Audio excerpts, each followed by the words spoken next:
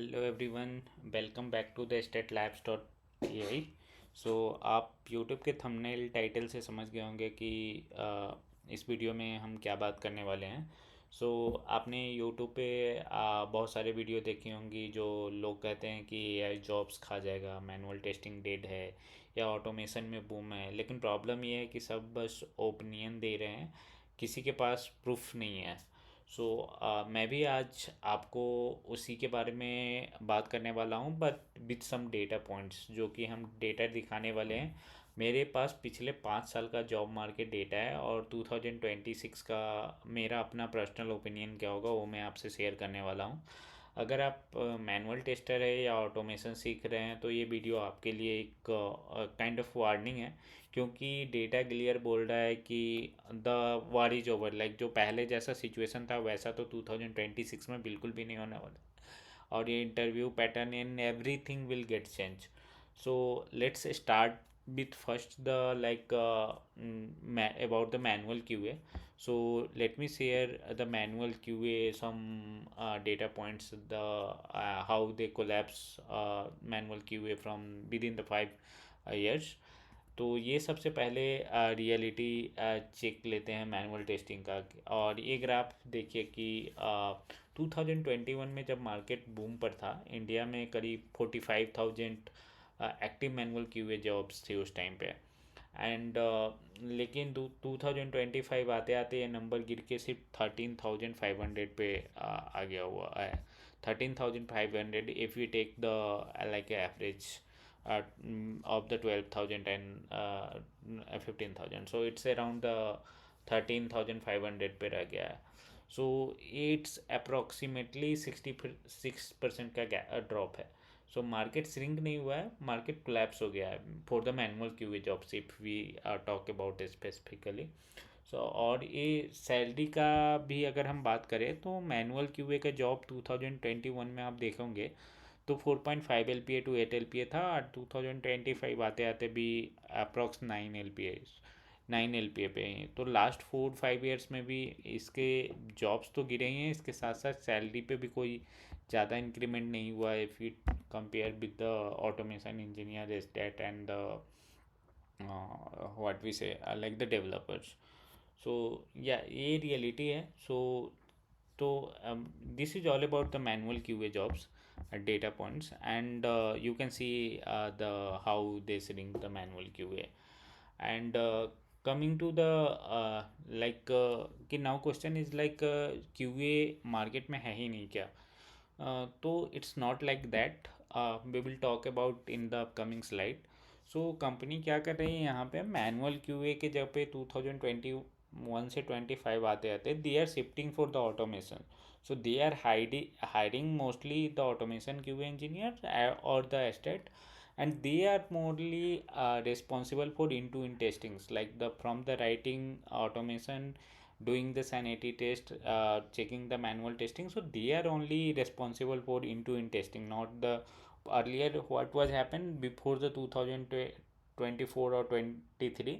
So there was a separate manual QA, there was a separate automation QA engineers, and who is responsible for the writing script, and manual QA was responsible for executing the test cases, writing the test cases, and doing the product level validations. But now a company is hiring uh, hybrid kind of things. So they are one QA engineer who is responsible for end-to-end testing as well as the deployment.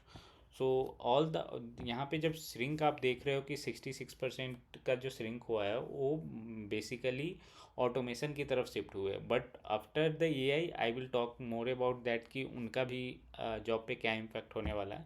तो उससे पहले मैं एक बार देख लेते हैं कि automation का क्या मतलब सीन है 2021 से 25 के बीच में। So if we talk about the SDAT or automation engineer, first we will talk about the salary as well as the hiring का क्या पैटर्न था। तो वहाँ पे यहाँ पे डेटा एनालाइज किया कि हमने यहाँ पे चेक किया तो पता चला कि यहाँ पे जॉब तो 2021 से 25 के बीच में लगातार ऊपर जा रही है, बट 2025 में एक एवरेज स्टेट का जो सैलरी था 26.4 lakhs कमा रहा है, जबकि मैनुअल टेस्टर बस 9 lakhs पर एनम पे अटका हुआ है। और आज मार्केट में अगर बात करें तो 70,000 एक्टिव ओपनिंग है ऑटोमेशन इंजीनियर के लिए। दिसंबर तक का डेटा मैं आपको शेयर कर रहा हूँ, दिसंबर 25 तक का। सो एंड उसका जो सैलरी भी आप कंपेयर करोगे मैनुअल क्यूए से, तो 0.3 ईयर्स, 0 से 3 बार का आपको 10 to 15 LPA है। बट जबकि आप वहाँ पे मैनुअल क्यूए का सैलरी की बात करोगे तो 9 LPA 3 to 4 ईयर एक्सपीरियंस का। And if you talk about कि एवरेज सैलरी 4 to 8 ईयर्स का, तो 20 to 30 LPA है। अगर मैं सबका एवरेज भी ले लूँ तो टॉप टीयर जो टैलेंट प्रोडक्ट बेस्ड कंपनी है, उनके जो 3 to 5 ईयर एक्सपीरियंस के जो है 23 to 26 lakhs हैं। एंड जो स्टाफ एंड दो मैनेजर लेवल पे है उनका तो 1 करोड़ से भी 70-50 प्लस ही है, आप एज्यूम करके चलो उनका होता है। एंड 2021 से 25 के बीच में अगर जॉब मार्केट की बात करें, तो आपने देखा कि मैनुअल क्यूए का जॉब तो श्रिंक हो रहा था। उस टाइम पे क्या हो रहा था कि कंपनियां जो है ऑटोमेशन इंजीनियर हायर कर रही थी। तो आप देख रहे होगे कि ऑटोमेशन इंजीनियर का ओपनिंग 2021 में 55,000 है, तो 2022 में 72,000 हो गया। 2023 में थोड़ा सा सिंक हुआ ड्यू टू द रिसेशन, कंपनियां अपना कोर्स करेक्शन करने लगी। And after that you can see like 2024 में 68,000 ओपनिंग था, एंड 2025 में 70,000 ओपनिंग है। तो जो भी मैनुअल क्यूए का जो रूल्स पहले एग्जिस्ट करता था, वो rules QA number of QA required वो कम हो गया है। और कंपनियां जो है कॉस्ट कटिंग करती है, instead of hiring the separate QA, manual QA and the automation QA, they are hiring one QA who is responsible for manual testing as well as the automation. And current अगर job की बात करें दिसंबर 25 तक का, तो अभी 70,000 openings है automation engineer including the state roles. And out of that 40% I found opening in Bangalore, and followed by the Hyderabad, Pune and Delhi NCR, because all the top company and more or less company are exist in this city only. And या so and उसमें भी अब अभी current scenario को आप लोगे तो कंपनियां जो है चाह रही है कि लोग AI/ML बेस्ड टेस्टिंग उनको आए, परफॉर्मेंस एंड सिक्योरिटी टेस्टिंग आए, डेवऑप्स इंटीग्रेशन करने आए, क्लाउड बेस्ड टेस्टिंग करने आए। तो अब पहले वाली बात नहीं है कि हाँ you will be able to write only the script and the other people will make the frameworks. So अभी वैसा सीन नहीं है। आपको क्या है कि मतलब कंपनियां जो है आपको जो है चाह रही कि आप ही मैनुअल टेस्टिंग करें, आप ही बिल्ड डिप्लॉयमेंट करें, आप ही फ्रेमवर्क बनाएं, आप ही स्क्रिप्ट लिखें। बिकॉज अब बात करें तो कोडिंग जो है लिखना उतना टफ नहीं है। AI के आ जाने के बाद से कोडिंग उतना टफ नहीं है, पहले जैसा नहीं है कि आपने ऑटोमेशन सीख लिया तो आपका जॉब सिक्योर है। तो मैं आपको एक ट्रुथ बता रहा हूँ कि ये अब ऐसा 2026 में बिल्कुल भी नहीं होने वाला है। People who knows the AI/ML based testing, performance security testing, DevOps integration, cloud based testing, they will only able to survive in this current market situation. Other will be like, if you are a manual testing, you should try to learn the automation thing. If you are in the automation engineer, you have to learn the how we are system level design things, framework design things, you have to learn, you have to upskill yourself। Otherwise जो 2026 का जो current market है जो है AI के आने वाले जो इम्पैक्ट क्या होने वाला है, उस पर हम अगर बात करें तो मैनुअल क्यूए तो ऑलरेडी 66% 2021 से 25 के बीच में श्रिंक हो चुका है। एंड ऑटोमेशन का 175% जो बूम आया था, वो भी अब धीरे धीरे अब स्टेगनेंट है। आप अगर देखोगे तो वो भी अब उतना ज़्यादा मतलब है नहीं, ये श्रिंक करके आप 2023 से देखोगे तो 2025 तक ऑलमोस्ट सेम ही ग्राफ है। आप यहाँ पे ग्राफ में देख सकते हो। तो ऐसा नहीं है कि क्यूए अब जो है AI के आने वाले से ओपनिंग में कोई ज़्यादा बढ़ नहीं रहा है, because AI is able to write the good code than the like the human। So you should know the system design, you should know the product, then only able to survive। And just the whatever the AI is writing the code, you should able to properly review whether it is aligned with the product requirements or not, and you can do some like kind of thing कि हाँ we need these things instead of these things. So you should able to manipulate that whatever the AI generated code is there, and you should be able to properly test that and deploy that. But उसमें बहुत सारे लोगों का है कि नहीं AI जो test करता है वो ख़राब है, तो ये सब मिथ है। जो पीपल जो सीखना नहीं चाहते हैं या जिनको अपना बिजनेस रन करना है, वो लोग इस तरह का आर्गूमेंट देते हैं। बट यू ऑल्सो थिंक कि you should try, like you first write the code and keep the same scenario to write the AI is able to generate much better code than you only the thing is like they are writing some bulky code it, and day by day they are improving because they are also learning your code bases, they are also learning. So it's all about how you are giving the context, based upon that they are generating the code. So it's kind of the prompt. It's not about they are writing bad or they are writing the good code. It's all about how you are giving the prompt, how they are able to understand your code base. If you will give the good context, they will able to generate the good code. If you will give the bad context, they will be write the bad code. So it's all about the prompt. So you should be able to understand that, and you have to focus on the new tech stack like the Selenium, like a old tech stack is there. But अभी जो कंपनियां जो है modern tech company है जो MCP support करती है, जो प्ले राइट को अभी बूम है, प्ले राइट सीखना ज़्यादा इंपॉर्टेंट। मतलब कंपनियां अभी भी माइग्रेशन करना इतना आसान नहीं है, जो कंपनियां वर्षों से सेलेनियम पे है। But like the new startup और new company now they are adopting the playwright compared to the Selenium. If you will see the go to the Google and type the top notch company nowadays, they are either moving to the playwright, or if they are any startup, they are adopting the playwright instead of the Selenium, because they are having lot of things we can integrate the AI. So this is not about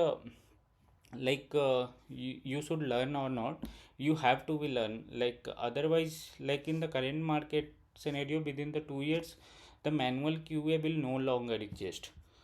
And it's not about manual QA no longer exist, it doesn't mean the manual testing will not required. So same QA will be responsible for the in to in testing. So I am talking that, मैं ये नहीं कर रहा हूँ कि हाँ manual QA रहेगा ही नहीं, मैनुअल क्यूए टेस्टिंग पार्ट रहेगा, बट मैनुअल क्यूए एक सेपरेट रोल एग्जिस्ट नहीं करेगा. इवन आई एम डाउटिंग कि ऑटोमेशन रोल भी एग्जिस्ट नहीं करेगा. only a state role will exist, who will be responsible for building the tools, who will be responsible for building products, frameworks, who will responsible for writing the script and doing the manual testing and the deployment part. So you have to be learn. So आपको क्या करना है, अभी जो current जो market के according, अगर आप प्योरली मैनुअल बेस्ड टेस्टिंग करते आए हैं तो आपको धीरे धीरे मूव करना होगा. अभी नहीं कर रहा हूँ कि आपको तुरंत जंप करना जाना चाहिए framework build. you should start first learn the basic Java coding or Python coding, whichever the language you are comfortable. It's not about learning the language. So if you are learning the one language, then other language it will be cakewalk for you. So just learn the first the basic code, Java programming or the Python or any language. If you are going to the playwright, then you should learn the JavaScript and the TypeScript. उसके बाद जो है आप जो है अगर आप automation करते हैं, सिंपल स्क्रिप्ट लिखते हैं, बेसिक सेलेनियम का स्क्रिप्ट लिखते हैं, तो आपको फ्रेमवर्क बिल्डिंग पे, फ्रेमवर्क डेवऑप्स इंटीग्रेशन पे आपको वर्क करना चाहिए. अगर आप एसडेट इंजीनियर है, आप पहले से फ्रेमवर्क करते हैं, तो आपको सिस्टम डिज़ाइन की तरफ फोकस करना चाहिए. थोड़ा सा डेवलपमेंट पार्ट पे भी फोकस करना चाहिए कि हाँ कैसे मेरा प्रोडक्ट बिल्ड होता है, और आपको अंडरस्टैंडिंग होगा तो आप जो है करंट मार्केट में आप स्ट्रॉन्ग बने रहेंगे. एंड आप जो गुड इंजीनियर्स है उसके भी अभी मार्केट में नीड्स हैं, बट जो एवरेज इंजीनियर और जो मैनुअल के हुए थे उनकी जो डिमांड जो है श्रिंक हो गई है. आई एम एज्यूमिंग कि नेक्स्ट ईयर जो है 12% पे आ जाएगा मैनुअल के हुए. एंड आपको जो है जो नॉर्मल जो इंटीग्रेशन टूल्स, टेस्टिंग टूल्स है, वो तो आपको सीखना है. इसके अलावा जो है आपको कोशिश करना है कि आप अपने टेस्टिंग फ्रेमवर्क्स में कैसे एआई को इंटीग्रेट कर सकते हैं, कैसे आप एआई के थ्रू अपना काम को फास्ट कर सकते हैं. और इस चीज़ पे फोकस करना चाहिए। जेनिया इंटीग्रेशन आपको करना चाहिए, क्लाउड डेवऑप्स और सिक्योरिटी टेस्टिंग पे आपको फोकस करना चाहिए। तो ये सब चीज़ें जब सीख लोगे आप, तो एक इंजीनियर की दो इंजीनियर की जगह पे एक इंजीनियरिंग की रिक्वायरमेंट होगी। अगर आपके पास इतने सारे स्किल्स होंगे तो you will be always relevant there, because AI cannot do these many things. One person needs for the monitoring and checking whether whatever the AI is doing, whether it is correct or not, that they will manually verify and do the sanity kind of things. And they are responsible for the deployment, because whatever AI generated code is there, that might be correct, that might be incorrect. So one person, they should able to review, and they should able to give the right prompt, and they should able to accept that code ki हाँ, whatever the AI is giving, whether you should accept or not. So yeah, so this is all about this video. सो मेरा point of view आपको कैसा लगा आप comment section में बता सकते हैं। एंड नेक्स्ट जो हमारा टॉपिक होगा, उसमें हम बताने वाले हैं डिटेल आपको रोड मैप की, हाँ एआई के जो एरा में आपका road map, learning road map क्या होने वाला है चाहिए, मैनुअल क्यूए के लिए क्या होना चाहिए, ऑटोमेशन इंजीनियर के लिए क्या होना चाहिए, जो स्टेट है उनके लिए क्या होना चाहिए। तो स्टे ट्यून्ड, नेक्स्ट वीडियो में हम आपको डिटेल रोड मैप बताने वाले हैं। तो आपको कैसा लगा ये वीडियो आप कमेंट सेक्शन में बताइए। और अगर इस चैनल पे अभी आप नए हैं तो आप चैनल को सब्सक्राइब कीजिए, लाइक कीजिए एंड दोस्तों के साथ शेयर कीजिए। धन्यवाद।